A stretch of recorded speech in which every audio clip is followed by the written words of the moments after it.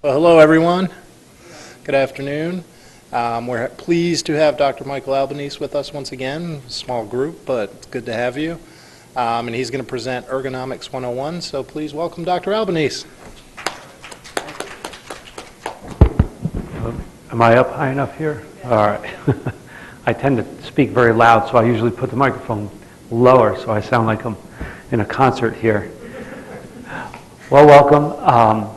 This is the last part of our series that we've been doing with our talks here. So today the talk is ergonomics, and with all the talks we have a similar paradigm from which we work with, which is how can we help people enhance their health.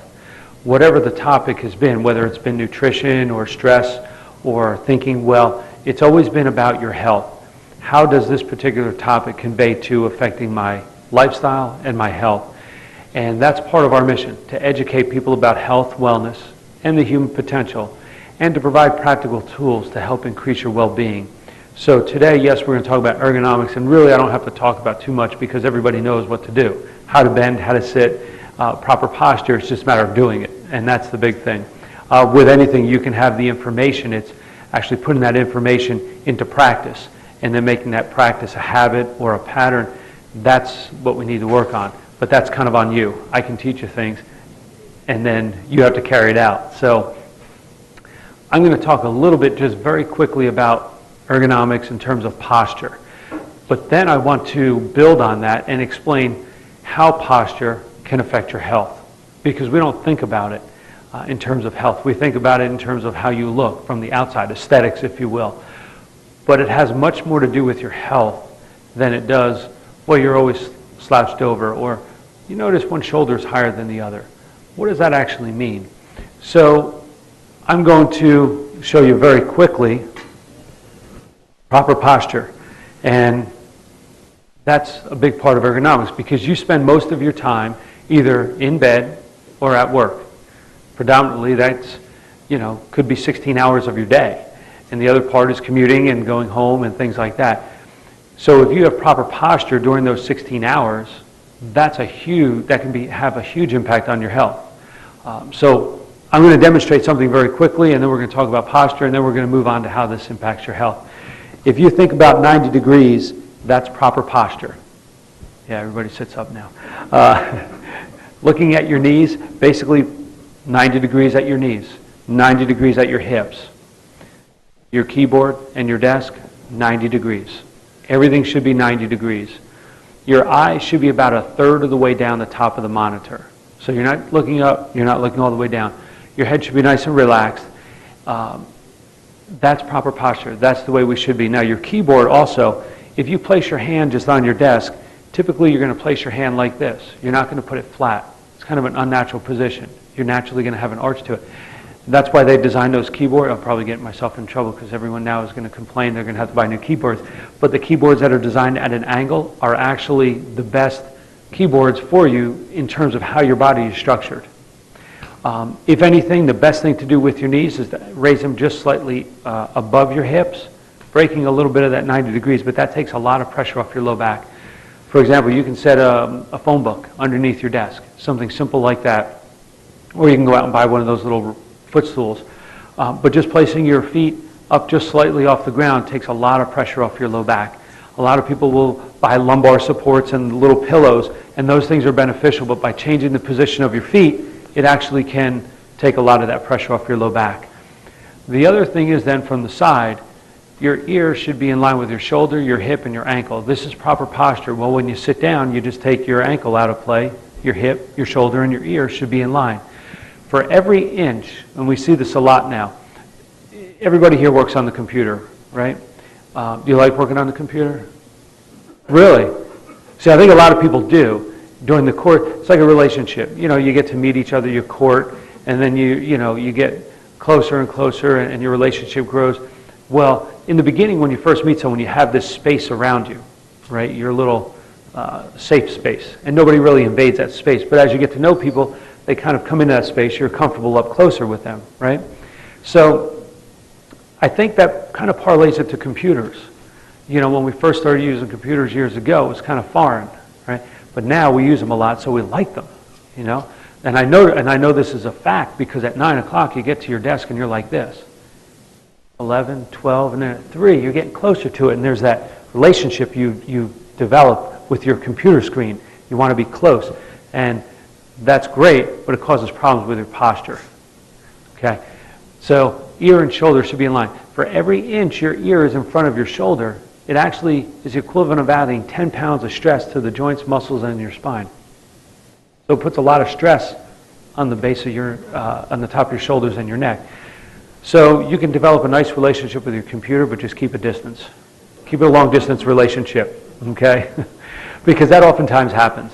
We get into getting up and down, and we get into the work that we're doing, and all of a sudden you're not even sitting all the way back on your chair, right? You sit on the edge of your chair, and you're getting real close to your computer screen, and you're typing, and you don't think about it. And then all of a sudden, oh gosh, I have to get up and move, right? But if we had proper posture, you wouldn't put that stress on your joints. Now, if you think about just 10 pounds, that's pretty significant during the course of the day. Because if you do that for 4 hours, half the day, half of your workday, 4 hours a day, that's 20 hours a week. Wow, that's 40 times 460 hours a month. 160 times a month that you're like this, you're adding a whole lot of pressure and stress to the joints.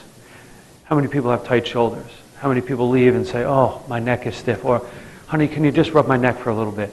Right? Why is that? A lot of that is posture. A lot of that is where we hold our stress, physical stress. A purse. I don't know if you're aware of this, and I think I talked about this in one of the talks we did before on stress. Women are designed differently than men, obviously, right? But our shoulders are also a little different. I don't know if y'all know that. Y'all come with your collarbone has a little hook here. Men don't have that. Women have a little hook there. And it's basically for pocketbooks. It's only on one shoulder, right? Because you wear your pocketbooks on one shoulder, the same shoulder all the time, right? That's because you have the hook on that shoulder. No. It develops over time. But just carrying your pocketbook. I'll equate this to backpacks. Lifting a 12-pound backpack 10 times a day over 180 days of the school year is the equivalent of lifting 21,600 pounds. Something simple as you put your pocketbook on the left shoulder as you go in the building, left shoulder when you leave the building. How many times do you do that a day? Imagine the accumulation of weight over time on your body. If you ever look at someone, you'll notice sometimes the shoulder's higher than the other. Some of that is just posture. That's a habit that's been created over years. So just think of those things in terms of, well, I go in, I carry it on the left shoulder. I go out, I carry it on the right. Best thing to do is carry it in your hand. But now we have computer bags, we have purses, and we have everything else. So the roller is a great choice, right? But certainly carrying your hand is a better choice. Or now they have the straps that go over both, around your neck and the shoulder. Better choice. I know, we have to look in terms of aesthetics. And certain purses have short straps, some have long straps, depending on the color of the shoes and things like that. So, but take all that into consideration because, it's not a big deal one time or two times, but over years. See, a lot of problems don't come about the first day. It's the accumulation and the repetition of that stress year after year. That's what produces problems. We talked about that last time a little bit, about our thought process, thinking well, and the accumulation of negativity and negative thought patterns over time, how that impacts your whole physiology. Well, physical stress does the exact same thing. Physical stress to your body. See, you have nerve endings in every joint, every part of your body. And it's a way of your body communicating with your brain, saying, okay, my arm is here, I'm going to contract it and move my arm. You have they're called mechanoreceptors, little mechanoreceptors in the joints. So if you put stress on joints, say in your neck, without even adding weight, just posture, which will be the same as adding weight to your shoulders, over years that puts stress on your body. What that actually does, it causes the muscles, the spine, to tell your brain, hey, there's stress here. My muscles are getting tight. Nerves are stretching. Nerves are like little pieces of spaghetti, like elastic. Okay? But when they're stretched, they tell the brain, hey, we're being stretched. There's stress here. Muscles are continually tense because of posture, because of positions, right? Your muscles are going to tell your brain, hey, we have to, it's like holding a bowling ball. Our skull is about 10 to 12 pounds. So if you hold that in close, you can handle that weight, no problem. But if you hold that bowling ball out here, it's a lot more weight, isn't it? Or seems like that. Well, that's like your head. 10 or 12 pounds held over your shoulders is not a big deal. But if you hold it out here, that's a lot more work for your muscles to have to hold and support your head. So now you stretch everything. You stretch the muscles, the tendons, the ligaments, the nerves, more stress on the joints. Those areas send signals to your brain and tell your brain, hey, there's stress on this part of the body. You know that has the same physiological... I know you all were here. Were you all here last time for our talk? Okay. That puts stress on your body. And that stress causes a reaction physiologically that is the same as stress. I'm stressed out. Negative thoughts. Okay. That pattern will cause the same physiological reactions that we talked about last time, which basically are this. We have, and I'll go over this real quick just to get you up to speed. Stress response. Stress is good. It's meant to keep us alive. Stress was designed to be a period of time, and then you go back down to a nice homeostatic state. So you come out of your cave and you see this lion, and you say, oh boy, this is stressful. I need to get out of this situation. Okay?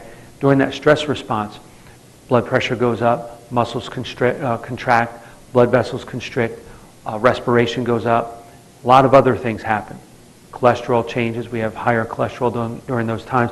We have more sugar in the blood because we need energy for contraction to get out of that area. So blood sugar goes up. There's a whole host of reactions that take place. Over time, that physical stress on your body causes those same reactions. Stress is stress. Whether it's a physical stress, an emotional stress, a chemical stress, your body doesn't know the difference, so it goes through that same stress response.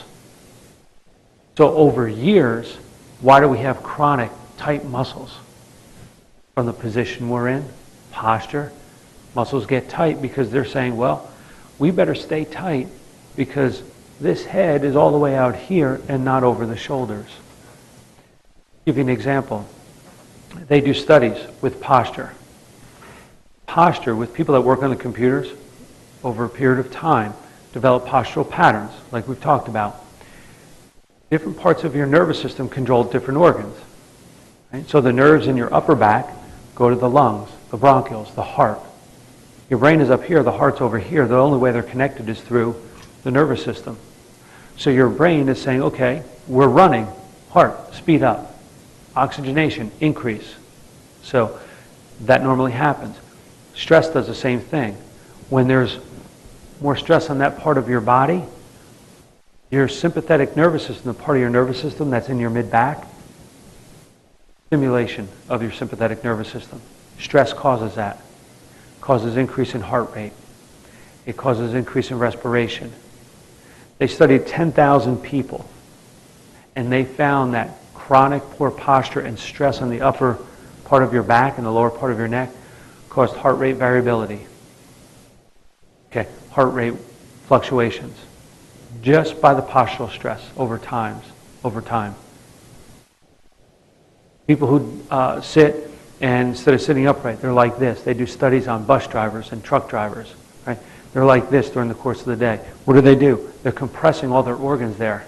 Higher incidence of gastrointestinal problems. Okay. Food doesn't move as well when you're standing up compared to when you're it moves better when you're standing upright as opposed to when you're slouched over, because the peristalsis, the muscles, get all cramped. Food doesn't move as well. That's why after you eat, it's good to go for a walk, because you keep everything moving. We sit down and lay down. Sit down and poor posture. So that affects our gastrointestinal tract. Now, poor posture over time, say you're slouched over, or our example before, say we develop patterns where a shoulder is higher than the other. That puts more stress, again, on the joints and the muscles. What does that actually mean? When you have minor curvature of the spine, okay, slight curvature of the spine in your mid-back, those nerves control the stomach. They did studies through the AMA, and they found that the minor misalignments or changes in posture of the spine in your mid-back was correlated with over 90% of the ulcers. Because the brain sends messages down the spinal cord out the nerves to the stomach and says this is how you need to function at this point in time. Increase the gastric enzymes, increase peristalsis, okay? Suppress those functions, okay? The brake and the gas. So there's going to be times when things have to be enhanced, sometimes when things have to be inhibited. But when there's chronic stress on that part of your nervous system, those functions are going to be off kilter. So it's like putting your foot on the gas and the brake doesn't depress as far. So those functions are constantly increased or excited. Upset stomachs, indigestion, things like that. That's how much posture can affect your health. See, it's not just about standing up, good posture, shoulders back. Right? It's about how does this affect my health? I see this in kids. You know, what do kids do? They spend time at the video games. They sit over like this. Then they're in front of the computer and the TV. Then they wear these backpacks that are absolutely ridiculous for their bodies. Right? And there's more stress on their body, especially the upper back. And now we see a higher incidence of asthma. I see kids coming in my office, indigestion, upset stomachs, especially girls. Girls have a higher tendency to start developing scoliosis because they have, at a younger age, they go through growth spurts faster than boys. So if they have just slight misalignments of the spine, they start growing like that. As the twig is bent, so grows the tree. Right? If their spine starts having stress on it, that's why a lot of the girls, menstrual problems, things of that nature. I see that all the time. We take care of a lot of kids in the office. So we're able to align the spine and help them with those problems and straighten the twig, if you will, so now they grow nice and tall the way they should. But we see more kids having problems with indigestion, upset stomachs, asthmas, and there are other reasons for that too. But one of the things is posture and the chronic stress on that part of the body because of posture or poor posture. So these are things that aren't just related to how you look, how you sit, but it's how it affects your body. There are reflexes called visceral somatoreflexes and somatovisceral reflexes. Visceral organs, right? Soma, the body. You have a heart attack. You have symptoms. You have a problem in your visceral organ that produces somatic reflexes. Pain down the arm, in the jaw, right? That organ is sending a reflex arc through the nervous system to cause symptoms in that part of your body. You have problems with your liver. It can cause pain around your shoulder blades. Okay. A visceral organ is causing symptoms elsewhere in the body, right? That's why when we check people, I ask people sometimes, are you having problems with your stomach? Any menstrual problems? You know, things like that. Yeah. We'll see if you know what signs to look for, your body speaks to you. Now the same thing happens in reverse. Somatovisceral reflex. In other words, you put stress on a certain part of your body, upper back, shoulders, like this, right? It can come from accidents, falls, and things of that nature. But just the repetition of things over time, that part of your body, the soma, will produce a reflex arc to those organs that are related to the nerves in that part of your body. That's how posture affects organs. It's a reflex arc. People don't think about it like that. Somatoneurophysiology, somatoneuroimmunology.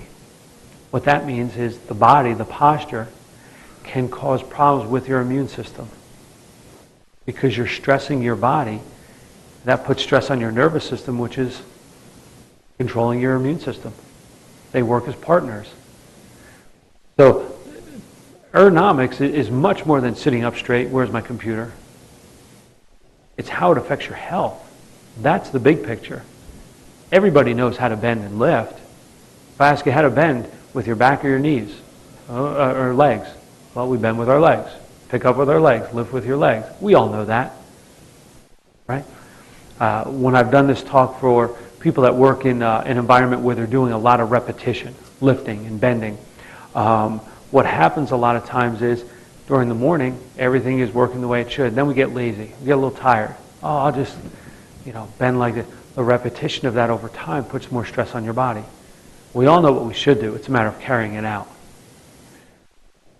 But hopefully you understand a little bit more about the implications of not lifting and bending and sitting properly. Because just as you're sitting properly for 8 hours at work, the same thing carries over to when you're sleeping. 8 hours of sleep. Right? Sleeping on your back or your side. People always ask me, how do you sleep? What's a good posture? Well, this is good posture. So this is how you want to sleep. Your head should be right in the center of your body. So if you sleep on your side, now nobody's going to sleep like this, but if you have, if you're a side sleeper, most people are going to be like this. Make sure the pillow is at least holding your head so it's centered in your body. Again, you're not going to be like that, but look at where your head is. People that wake up all the time, they say, gosh, ooh, my neck just hurts, or I wake up with headaches. It could be the way you're positioned. Numbness. Oh, I wake up and my hands are numb. That's position. Simply your posture. Especially when people are stressed out, we see that more. People don't sleep as well. They're in awkward positions. It's like when you cross your legs and you're sitting for a while and your leg goes to sleep. You get up, you move around, you shake your leg. Okay, that numbness wears off. It's the same thing when you're sleeping.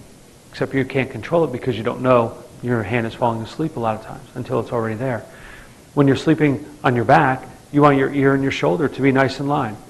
You don't want too many pillows causing your head to be like this, or too few pillows where your head is back. You want to keep your head right in line.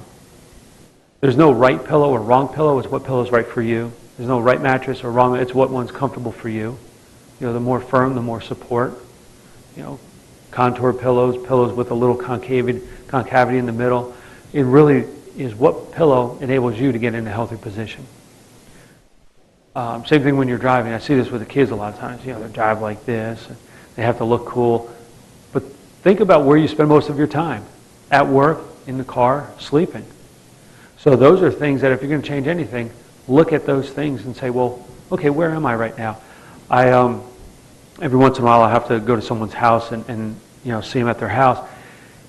And this one fellow came in the office one time, and his cervical, his neck, okay, instead of being straight, was like this. His whole neck was rotated and translated. So instead of being straight, his neck was like this and like that on the x-ray. Gosh, he had some headaches and some neck pain and all. And I couldn't figure out how it got like that. A lot of times you can say, well, I've been in accidents and things like that. So I went to his house. I had to do a house call. So I went to his house, and I got there. He was sitting on the couch, and I adjusted him, and after I was done, he sat in the same place on the couch. And I noticed he was sitting here, and his TV was in that corner of the room. Where's your favorite seat? He goes, oh, we're right here, because the end table's there. He has his, his drink, and he puts his arm on the end of the couch, and he would sit like this and watch TV. I said, how many years has it been like this? I had an idea it's been there for a while because I saw black, brown paneling and a lot of yellow and orange color, so I kind of figured it was like that for a while. He said, oh, it's been like that for years and years and years. I said, well, yeah, I can figure that. So his x-ray was basically telling me what position he was sitting in for years, like this. He actually changed the alignment of his spine over years. But that's what posture does. It wasn't like he was lifting a lot of weight or it was in a horrific accident. It was simply teaching your body that this is the position I want to be in. And I'd ask them, how often do you sit there? What do you do after dinner? Oh, I watch TV. 4 hours a night or so. That's what he did. And his body started to develop around what he was telling it to do. That's what our bodies do. Our bodies are always looking to acclimate to our environment. Whether it's a healthy or unhealthy environment, your body will somehow develop some type of compensation for what you're telling it to do. And that's how a lot of problems develop. See, it's not today or tomorrow, but it's 5 years down the line. Oh my gosh, I can't even get a massage. My shoulders are so tight. Or all of a sudden we start racing beats, fast racing beats, or I have to take a deep breath because my breathing is very shallow, right? And I have to catch my breath. Some of that is stress. Well, it's all stress. Some of it is emotional stress, and sometimes it's just your posture. Over years and years, you start to develop those patterns. So those are things that you can think about and actually how they affect your health. Because see, it's not just how you look aesthetically when you're sitting, laying down, standing, but it's, what is this doing to my body? Is this causing added stress to my body? My body is designed to handle a certain amount of stress for a very short period of time, but we have chronic stress. We talked about that last time, stressful lives, stressful jobs, and that wears on your body over time, and it wears out the body. Posture does the same thing, and that's why ergonomics is important, not from the standpoint of sitting and standing. I can teach that in a matter of 5 minutes, but it's what does this do to my health, to my body over time. Nothing happens quickly unless it's a trauma, but it's typically the repetition. So, as I mentioned, this talk is a little bit shorter than the others, but basically that's ergonomics. That's how it affects your health. That's how posture affects your health. We have, my neck has always bothered me, chronic pain or discomfort. We talked a little bit about stress, how it affects your brain and the way your brain processes information. Chronic stress or chronic pain is 6 months or more. Okay, so they did MRI and brain scans on people who had chronic pain. Okay, chronic pain, 6 months or more. The the effect of that on the brain was the equivalent of decreasing the gray matter by about 11%. Okay, that's how much your brain was understimulated because the nerve function was affected. But it was the equivalent of taking 10 plus years off your life. Physical stress affects your nervous system, which affects the brain, which causes the brain to not function as efficiently and effectively as it should without that stress, and ultimately it wears the brain down faster than it should, and it shuts the body off early. That's how early death comes about. And that can happen from posture over time, over years, because of pain levels. So hopefully this gives you a better understanding of why it's important to stand up straight. Why your mom said, shoulders back. Right? It's not just the way you look, but it's how it affects your body. And women are affected by posture more so than men, especially early on, young girls. Because a boy, when he's growing, it's cool to be tall. He's the big guy. Women, especially because girls go through growth spurts faster, they try to do this, get down. They don't want to stand out. And then also other areas that are developing, we want to downplay that a lot of times. So women tend to have postures like this as young kids because they want to downplay the growth and the development. And that's how posture patterns start. And that's why it's very important the Think Well talk that we did to teach our kids about how proud they should be of themselves, of their bodies, of who they are. Everybody's going to change. You might end up being the shortest person in the world, but you might start off being the tallest. And then we start this posture pattern. So that's why it's important, self-esteem and all those things. All this stuff, all the talks we've done, they're all intertwined. But I know in women, you start to see this pattern, and women get more tight shoulders than men. And that starts off with just small changes in posture. And then how we handle stress, how we carry stress, and things of that nature. And then, of course, our jobs and what we're doing every day. So, since this is a little bit shorter talk, I'm going to open up if there's any questions with this or anything that we've talked about over the last few months. Because I feel it's my job to educate people or inform people. Give you information, and then what you do with that is up to you, but at least I've done a job, my portion of that, in helping to inform you and talk about the benefits and the consequences of what we do. So any questions with anything that I've covered today or in the past? Yes?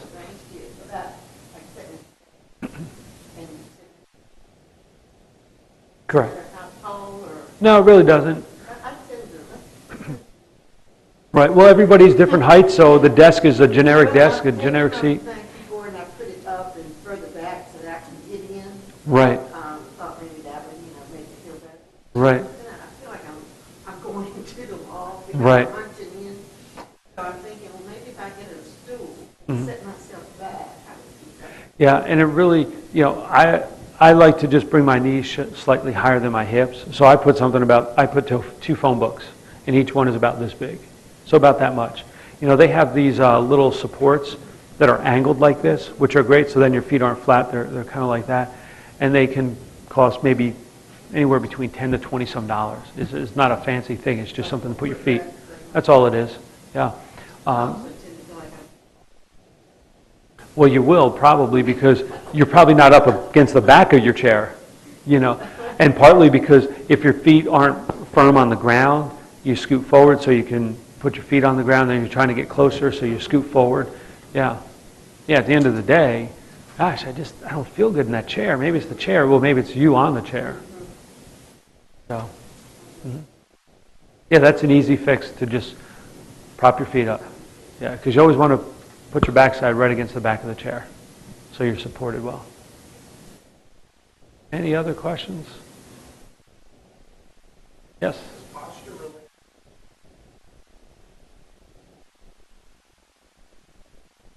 Yes and no. Certainly posture, you know, we see people and they're kind of slumped over like this. Those are postural patterns. They develop those patterns. But also, in between each vertebra is a disc. Okay, a disc is like a shock absorber, and it's made out of fluid. It's cartilage, but there's a lot of fluid there. Have you ever taken a long car ride? You get out of the car and you're just, oh gosh, I'm stiff. You get up, you start moving around, and you feel better, right? Anybody have a dog or cat? First thing they do in the morning is what? Stretch. Right? They stretch. First thing we do is put the coffee on. Right? We go against nature because we're smarter. But the reason why people shrink is because all of the fluid in our joints, this is how a joint works. You move a joint, okay? Move a part of your body through a range of motion. And a joint, say with my fingers right now, I'm squeezing. So those joints are being compressed. So there's fluid in those joints. This is a process, it's called imbibition. I squeeze, fluid, it's like squeezing a sponge, moves out of the joint. When I release, fluid moves in the joint, hydrates the joint. Okay, that's why you get out of the car, you move around, I feel better.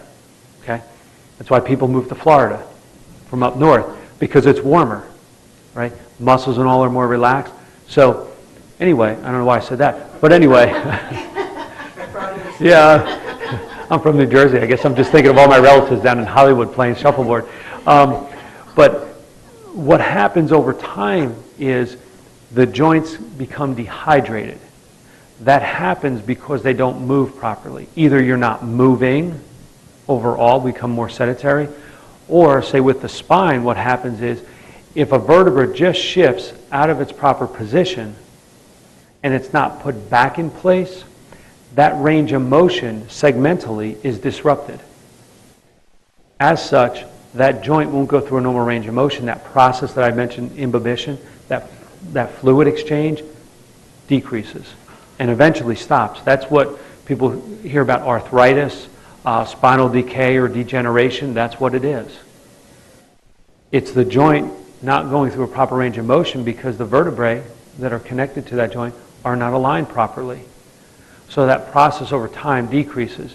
So if a disc is this thick and it's made of cartilage and fluid, and over time you're not replacing the fluid, it starts to wear down. And then the joint motion is disrupted because the vertebra is misaligned. It wears down excessively on that cartilage, and that cartilage loses its elasticity, and it wears down easier, and that's what arthritis is. So that's what happens. And that's why people end up getting shorter. Shouldn't happen, but it does because people don't know to take care of their spine in terms of the alignment of the spine. So you can develop misalignments in the spine, never have any pain at all. Because pain is only felt by about 1/10 of the nerve, a very small portion of the nerve, but the other parts of the nerve control muscle, control organs. So, you know, people may have low back pain. They know they have a problem there. Might not have any pain because it's not affecting that little part of the nerve, but it can be affecting the part of the nerve going to the gastrointestinal area. Yeah, I'm always constipated or bloated or stuff like that. So it can be affecting that part of the nerve. So that's basically what happens over time. And that's why it's so important to move, exercise. That's what I do is I make sure the spine is aligned. You know, that's part of what we do from a structural standpoint. And the other part is the function, making sure the nervous system is expressing itself in a healthy manner. There's no interference there. Any other questions?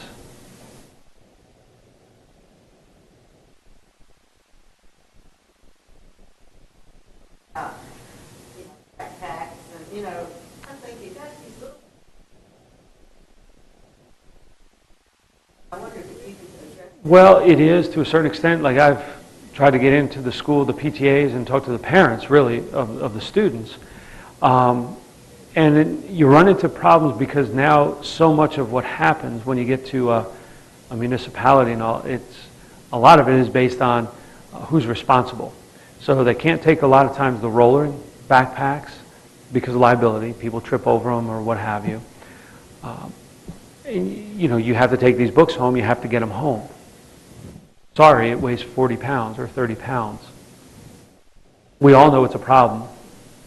We all, you know it's not healthy for the kids, but nothing is really done about it. You know, I thought years ago, my kids are all in kindergarten, first grade, and also I haven't gotten to the middle school yet, but with the computers that they handed out, my impression was those computers were going to take the place of a lot of the books that traveled to and from school. Unfortunately, that didn't happen. So I have the books and the computer. What I have done for some students is write a note asking them to supply that student with a second set of books. So they have a set at home, a set at school. So, you know, they don't do that for everyone because then again you get into the cost. You know, so yeah, it's an issue. I'm sure it's a topic, but that's basically where it ends. You know, I see that with my kids. You know, my son put his lunchbox in there, and I mean, he only has a couple folders and maybe a book or two. He's in second grade, and it weighs a lot. You know.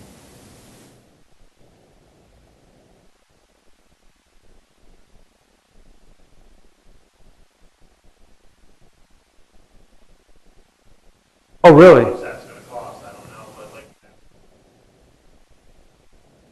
Yeah, I know with the computers, you know, when you introduce them, they ran into problems where the kids were probably more efficient on the computers than the teachers because the kids were instant messaging each other and all this other stuff instead of passing notes like the old days. You know, so hopefully things like that come about, but I know that's why they introduced the computers in the beginning.